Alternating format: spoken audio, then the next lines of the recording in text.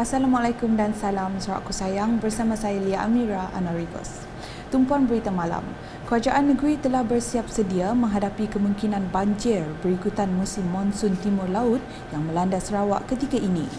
Menurut Timbalan Ketua Menteri Datuk Amar Douglas Uga Embas, kerajaan negeri dengan kerjasama Kerajaan Persekutuan telah mempersiapkan jentera sejak November 2021.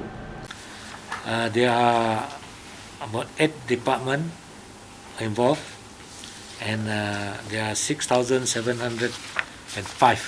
manpower yang akan terlibat. Aset kita ada boat ada 286 buah, lori 115 buah, kenderaan 4 roda 247 buah, helikopter 3 buah, 2 bomba, 1 polis. Dan kita ada amphibious vehicle tu yang boleh pakai jalan kalau ada jalan putus, dan we use the 3 buah. Beliau berkata demikian dalam sidang media selepas mesyuarat Jawatankuasa Pengurusan Bencana Negeri JPBN Sarawak di Wisma Bapa Malaysia Kuching pada Selasa. Datuk Amar Douglas Ugah yang juga pengerusi JPBN Sarawak menambah sebanyak 621 buah pusat pemindahan sementara PPS dan depoh simpanan keperluan mangsa bencana telah disediakan. Kita ada 621 buah pusat pemindahan sementara. Sehingga ada lebih tambahan from time to time. Timing. And then that can take about the capacity 185,000 mangsa kalau diperlukan. Jadi kalau kita perlu tempat PPS baru, pusat pemindahan sementara baru, kita boleh sediakan. Yang penting adalah mangsa-mangsa ada tempat untuk pindah. Kita di Sarawak ada satu depo simpanan besar di Kota Semerahan, used to put the non-perishable barang-barang yang mungkin kita guna, tilam dan sebagainya. Dan kita ada 3 buah mini depo simpanan, satu di Kuching, satu di Semerahan dan satu di Miri. Dalam sidang media sama, Datuk Amar Douglas juga menasihatkan rakyat terutamanya yang mendiami kawasan berisiko tinggi banjir untuk terus berjaga-jaga dan mengikuti arahan pihak berkuasa sekiranya diminta untuk berpindah.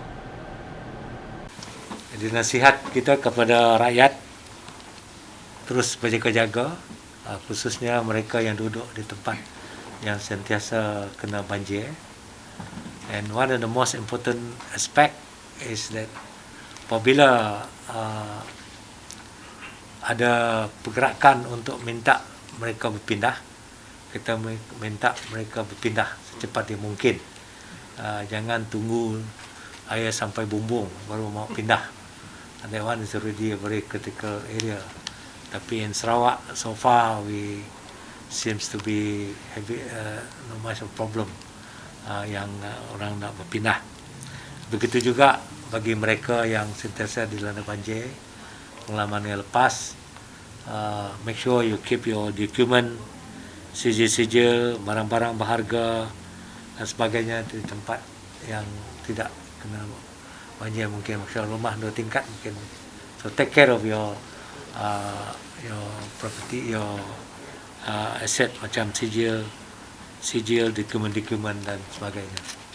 So Berikutnya, Pejabat Penerangan Daerah Samarahan meneruskan hebahan bergerak Info on Wheels IOW menggunakan unit kenderaannya di Kampung Segenam dan Kampung Tian Sekawan pada Isnin. Hebahan dilakukan bagi menyampaikan maklumat kepada penduduk di kawasan itu agar bersedia dan berwaspada memandangkan kawasan tersebut terdedah dengan banjir.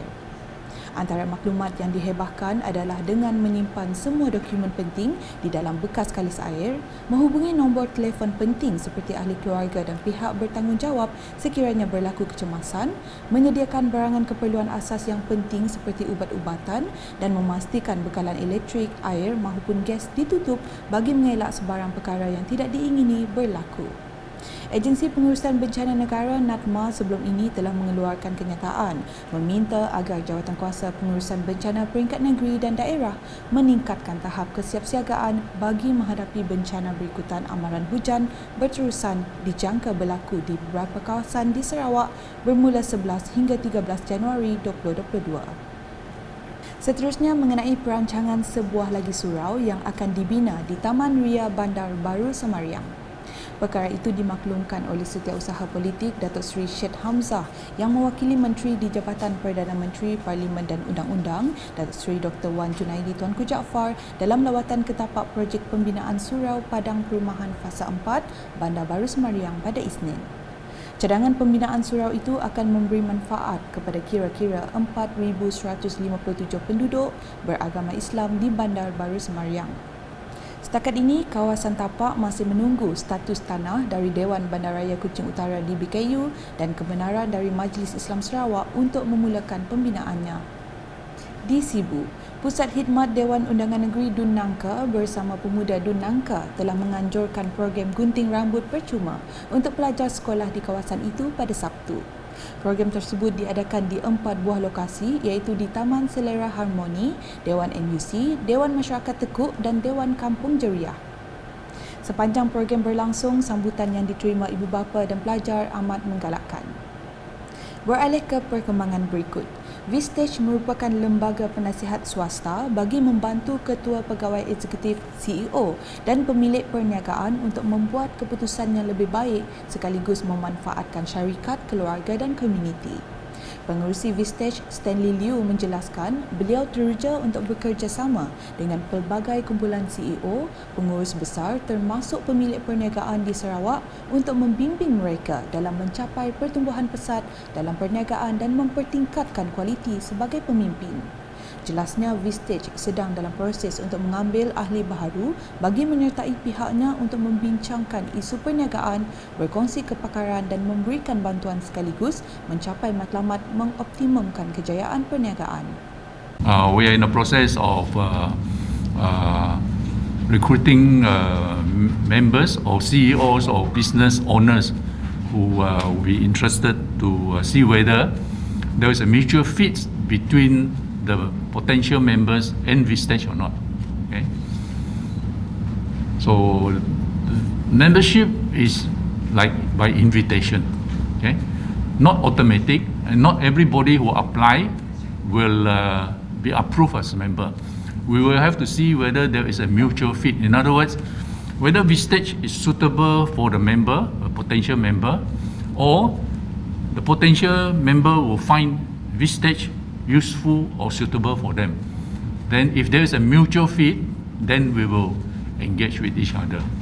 Beliau berkata demikian pada sidang media pelancaran Vistage Emerging Entrepreneur VEE Group di Kuching pada Selasa. Stanley menambah, beliau mensasarkan 8 hingga 16 ahli bagi kumpulan pertama, manakala kumpulan seterusnya akan dibuka bergantung kepada permintaan.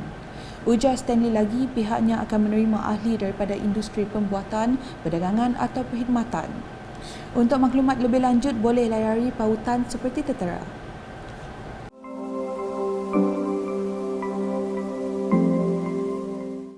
Sekian edisi malam bersama saya Lia Amira. Berita lebih lanjut boleh didapati di semua platform media sosial UKAS termasuk portal ukas.sarawak.gov.my dan UKAS Channel di YouTube. Sentiasa amalkan kebersihan dan langkah keselamatan di mana sahaja anda berada bagi mengelak jangkitan COVID-19. Salam UKAS.